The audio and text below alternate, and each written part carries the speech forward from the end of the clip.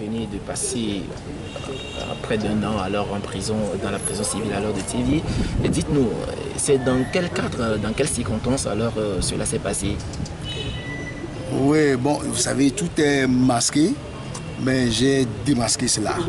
Bon, vous allez entendre, ils sont en train de publier dans leur réseau que Guillaume Koko est accusé d'escroquerie, problème foncier, tout ça là, mais tout n'est que l'apanage de faux et usage de faux. Au fait, c'est un harcèlement sur la personne de Guillaume Koko, c'est un acharnement contre mon parti politique que j'ai dû implanter, puisque vous savez, je suis le chargé à la mobilisation du parti des Togolais.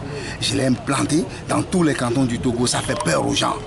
Et ils savent que, oui, vous savez, celui qui a construit la cave souterraine sait de quoi la fondation a été faite.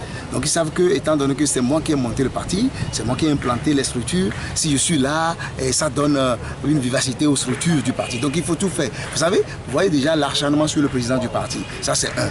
Et puis je suis en train de faire un livre. En 2009, j'ai fait une émission sur le livre de l'histoire du Togo, ce qui compromet un peu, pas un peu profondément l'avenir de la jeunesse du Togo. Ce qui fait que le parti FPT reste attaché, s'accroche au pouvoir. Donc j'ai fait des documentations, plus de 15 ans de recherche que je suis en train de révéler dans un document. Donc tout ça c'est pour m'empêcher également de sortir ce document, parce que ça va déballer beaucoup de choses. Non seulement dans le camp de ceux qui sont en train de gouverner, mais dans l'opposition aussi, comme ils sont en train de faire faux et usage de faux pour enterrer le peuple togolais. Tout ça là est révélé. Donc il faut, les détenus sont partout, ils sont en train de me surveiller. Ils veulent m'empêcher de sortir ce document. Donc je vous ai montré au jour d'aujourd'hui la couverture. Vous êtes le témoin de l'histoire. Faites en sorte que cela soit perpétué, que les générations futures soient sauvées par nous. Mais, Monsieur Guillaume, dites-nous, qui est derrière votre incarcération justement? Pour le moment, puisque j'ai confié le problème aux plus grandes structures du pays. Et c'est ces structures qui m'ont sorti de la prison. Parce que je les ai menacés. J'ai dit, si vous ne faites rien, je vais tout dévoiler à la presse. Et je sais que je connais un peu la dangerosité de la presse togolaise. Je sais que la presse ne leur fera pas cadeau. Donc, pour le moment, comme je les ai confié l'affaire, c'est pas encore terminé, tout est encore en instruction. Les gens sont en train de tomber déjà. Donc, je préfère taire le nom. Quand ce sera dévalé, quand la roche sera suffisamment arrosée, que ça va verdir, je vais vous rappeler et je vais vous donner la version finale de l'histoire. Ce n'est que le commencement de l'histoire.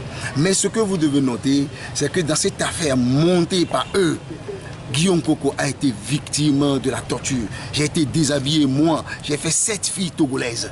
J'ai donné la naissance à 7 personnes, 7 filles togolaises que vous allez marier un jour. Mais ils m'ont déshabillé, nu, mis sur le sumac glacial. Au jour d'aujourd'hui, j'ai contracté le rhumatisme très sévère. Et j'ai souffert de cette maladie durant tout mon séjour en prison, alors que je n'ai jamais été rhumatique. Je dors dans le climatiseur, ma voiture est climatisée et je n'ai jamais contracté cette maladie. Ils m'ont donné ça. Tout ça, c'est pour me torturer, pour me dire, si tu ne te tais pas, si tu ne veux pas faire ce qu'on veut, on va faire plus que ça. Je suis prêt à affronter le pire pour sauver la jeunesse de ce pays. Deuxième chose que vous devez retenir, c'est que Guillaume Koko a vu sa voiture saisie par une convocation. J'ai le nom, tout ça a été confié aux structures. Dans ce pays, dans mon pays, le Togo, on saisit les biens des gens, des citoyens avec des simples convocations. Donc vous êtes témoin également de cela. Je crois que ces deux choses, vous devez les retenir. Mais je ne me tairai pas. Je ne me tairai pas, je suis téméraire, je vais aller jusqu'au bout. Même après ma mort, puisque ce document que je vous ai présenté, après ma mort, j'ai confié ça aux gens. S'ils me tuent, ils n'ont qu'à sortir le document pour sauver mon pays, le Togo. Est-ce que vous pensez vraiment que vous dérangez? Si je ne dérange pas, pourquoi ils me torturent? Pourquoi ils m'ont torturé? Pourquoi ils viennent chercher ma voiture avec une simple convocation? Pourquoi ils m'ont, dans les 3 premiers jours, ils m'ont arrêté, ils m'ont empêché d'appeler ma famille et mon conseil? Vous avez compris, votre réponse est dans cette énigme. Puisque vous dédouanez pratiquement toutes les autorités qui ont en charge les prisons au Togo, qui accusez-vous finalement? À un moment donné, il sortait un document où il parlait de l'écho du palais, non? Oui. La justice. Vous êtes au courant de cela? Il y avait quelqu'un, promoteur de l'écho du palais de la justice. Il est où aujourd'hui? Vous comprenez, non? Il est où aujourd'hui, j'ai dit? Voilà, c'est pour vous dire que dans la chose, il y a encore des faux. Et ces faux, enfin ceux qui sont attachés à moi, mon dossier, vont tous tomber. Alors, quelle suite vous donnez à ce dossier? La prochaine étape. Oui, d'abord la prochaine étape, de toute façon, j'ai écrit aux plus grandes autorités, non seulement aux plus grandes autorités du pays, mais également à toutes les ambassades du Togo, où j'ai signalé que je suis victime d'harcèlement, de tentatives d'usurpation de mes biens. Et tout ça, il faut empêcher Guillaume Koko d'avoir des biens pour faire la politique. Puis ils savent que, bon voilà, il a des ressources, il a des rentrées financières, il faut le couper de toutes ces ressources. Puisque si j'ai les ressources, je vais pouvoir sortir le document. Si je n'ai pas les ressources, je ne peux pas sortir les documents. Donc ils font tout. Et à la prison que j'ai appris que ça fait plus de 2 ans qu'ils sont en train de me suivre. Ils me suivent pourquoi? Est-ce que j'ai pris leur maman? J'ai pris leur femme? Et j'ai contacté une dette envers eux. Ils m'ont arrêté 3 jours plus tard. C'est mon arrestation, le code de mon arrestation est dans toutes les structures décentralisées. Pourquoi toi, vous n'êtes pas au courant de mon arrestation? Voilà, il faut que vous compreniez ce qui se passe dans ce pays.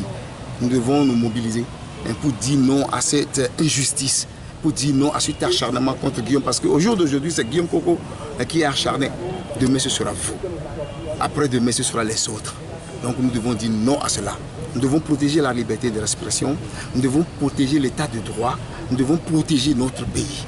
Quel est le rôle que vous avez joué dans cette affaire, même d'ailleurs de litige, qu'on brandit même à la justice? Je suis mandataire de ma famille. On a fait, vous savez, généralement quand on fait des lotissements, les financiers viennent financer les travaux à leur grand avantage, parce qu'après, bon, on leur fait souvent la moitié des prix. Bon, quand vous financez, vous patientez, on finit le partage, l'homologation, vous prenez vos terrains. Ça ne peut pas faire preuve de la prison. On ne peut pas vous arrêter. Soit vous voyez que bon, la durée devient insupportable, vous redemandez le financement que le mandataire a contracté auprès de vous, on vous rembourse. On demande au géomètre, on trouve d'autres financiers, on vous rembourse. Tel n'a pas été le cas. On va prendre, quand le soit transmis, alors que vous connaissez chez moi, vous venez chez moi au bureau, on prend son transmis, on prend Guillaume Koko, on le jette à la gendarmerie, on lui prend son portable et toutes ces conditions de détention, torture, tout ça là. Est-ce que vous croyez que c'est normal tout ça là? À cause de simple financement? Je n'ai pas fait une affaire de drogue. On voit les gens qui font la drogue dans ce pays. Ils ne subissent pas ces genres de conditions. On voit des gens qui tuent même les gens.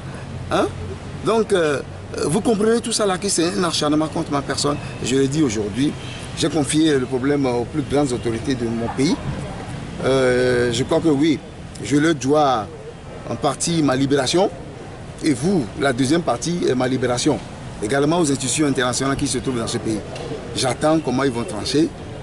Je vais vous rappeler pour vous donner la suite finale de cet épisode qui vient de commencer. Car ce n'est que le début du commencement. Monsieur Guillaume Koko, merci.